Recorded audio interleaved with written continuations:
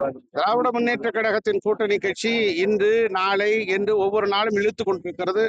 திராவிட முன்னேற்ற கழகத்தின் கூட்டணி கட்சிகள் பேச்சுவார்த்தையெல்லாம் முடிந்து அவர்களுக்கு தொகுதிகளை ஒதுக்கீடு செய்கிற போது தேர்தலே முடிந்து விடும் அளவுக்கு இருக்கிறது.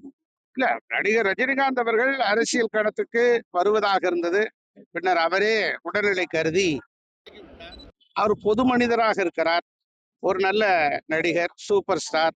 ஆகவே அவரை பற்றி குறை சொல்வது, அவரை பற்றி தேவையில்லாமல் வம்புக்கு எடுப்பது தவிர்க்க வேண்டும் என்பதுதான் அண்ணா திராவிட முன்னேற்ற கழகத்தினுடைய பொதுச் செயலாளருடைய கருத்து. அதே கருத்து தான் எங்களுடைய கருத்து.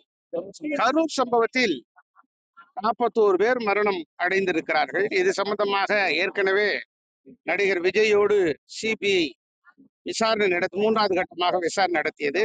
தற்போது முன்னாள் அமைச்சர் செந்தில் பாலாஜியும் விசாரணைக்கு போயிருக்கிறார். விசாரணை முடிந்ததற்கு பிறகு என்ன நடக்கிறது என்று பார்ப்போம். இல்ல, விஜய் நம் கூட்டணிக்கு வருகிறாரா வரவில்லையா என்பது ரகசியம், பரம ரகசியம். மிக பிரகாசமாக இருக்கிறது. அண்ணா திராவிட முன்னேற்ற கழகம் ஆட்சி அமைக்கும்.